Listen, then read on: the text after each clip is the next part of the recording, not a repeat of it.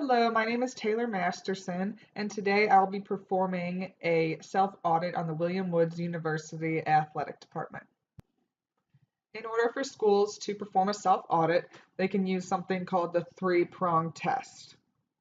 According to the LTC 506, lack of adequate sports participation opportunities is perhaps the most common Title IX compliance problem and certainly the most highly filed Title IX issue. The three-prong test provides three alternative means of compliance with the participation opportunities requirement. A school only needs to satisfy one of the three in order to comply with the Title IX compliance rules. One, a school may provide athletic participation opportunities for female students which are substantially proportional to the female percentage of enrollment at the school. Or, a school may demonstrate a history and continuing practice of expanding its sports offerings for women in the very recent past. Or lastly, the school may show that it is fully and effectively accommodating the athletics interests and abilities of women in the student body. For the self-audit that I'll be performing on the William Woods Athletic Department, I'll be using prong number 1, which is the substantial proportionality test. This talks about how the ratios of male athletic participation and female athletic participation must be substantially proportional to the ratio of male enrollment and female enrollment.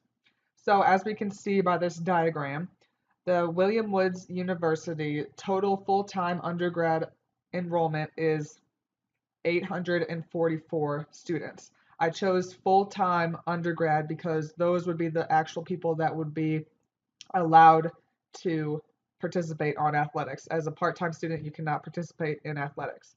So out of those 844, there's 218 men full-time undergrad students and 626 female full-time undergrad students.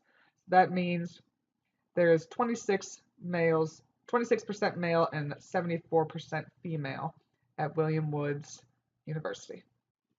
So really quickly, I just kind of want to show you what the handout is, or the assessment of substantial proportionality. So this is kind of what the handout is going to look like.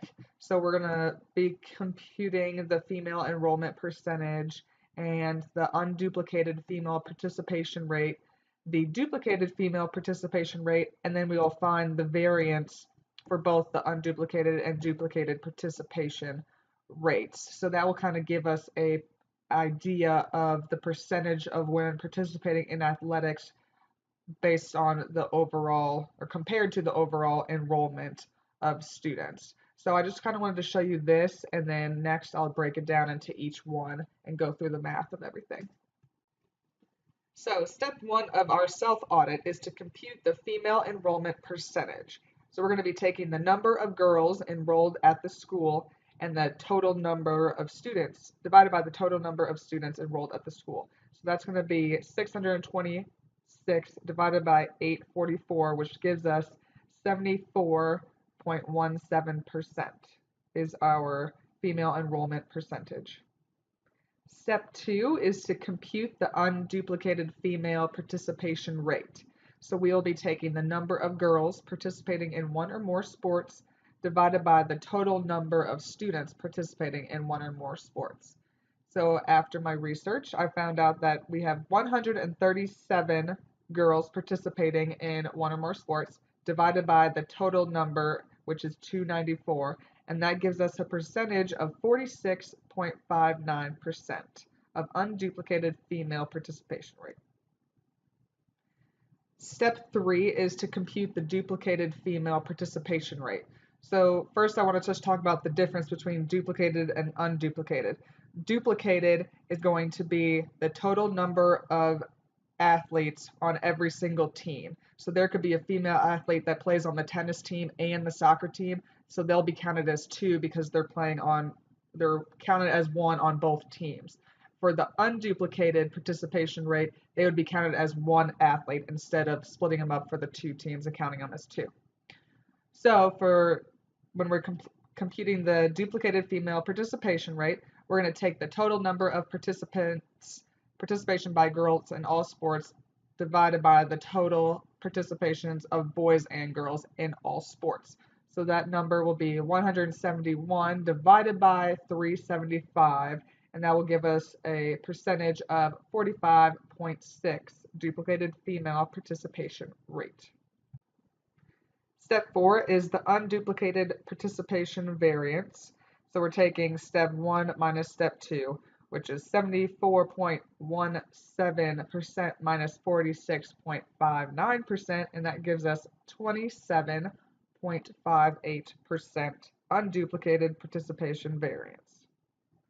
Lastly, we have step 5, and it's computing the duplicated participation variance. So we're going to take step 1 minus step 3, which is 74.17% minus 45.6%, and it's going to give us 28.57% duplicated participation variance.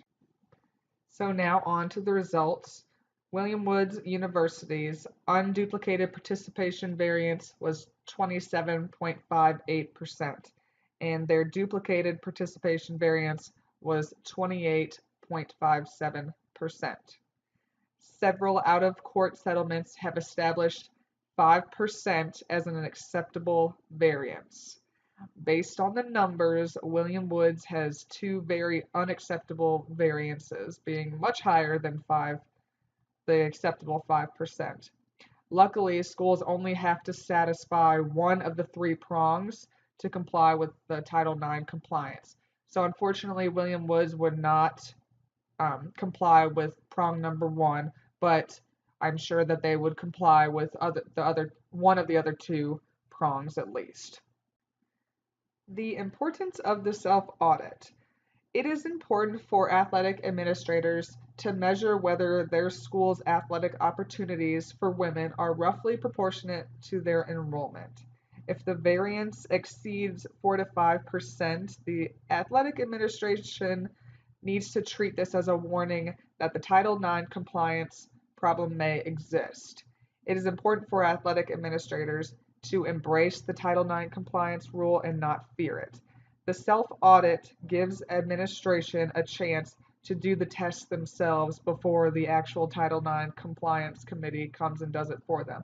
This will give them a good sense of whether or not they're complying or what they need to do in order to comply. Here are some recommendations for conducting a Title IX self-audit.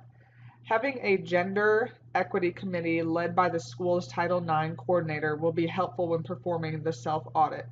This will be helpful just because they all know what to look for and what to expect, and they'll be very professional when performing the self-audit. It's important to choose different resources to help further understand the process and the importance of the self-audit. The National Interscholastic Athletic Administrators Association Leadership Training Course 506 is a great source. It provides guidelines, policy interpretations, and tips to implementing new regulations. When conducting a self-audit, look at the program as a whole. Develop policies for the future of the school's program. Thank you so much for watching my video. I hope it kind of gave you an insight of the do's and don'ts and how to go about performing prong number 1 for the Title IX compliance. Here are a list of my sources. Thank you.